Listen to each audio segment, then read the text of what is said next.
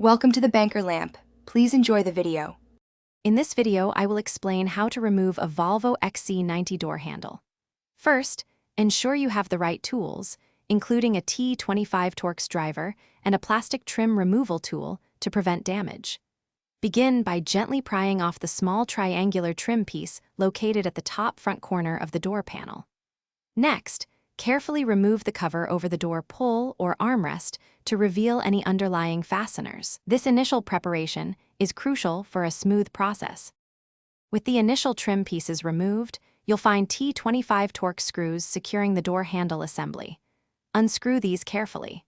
Then, using your trim removal tool, work your way around the perimeter of the door panel, gently prying to release the clips holding it in place. Once all clips are free, lift the entire door panel straight up and away from the door frame to detach it completely. This exposes the internal components.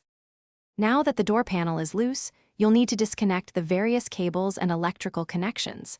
Locate the door handle cable and carefully unclip it from the handle mechanism. Next, identify any electrical connectors, often green or gray, attached to switches or speakers. Press their small release tabs and gently pull them apart.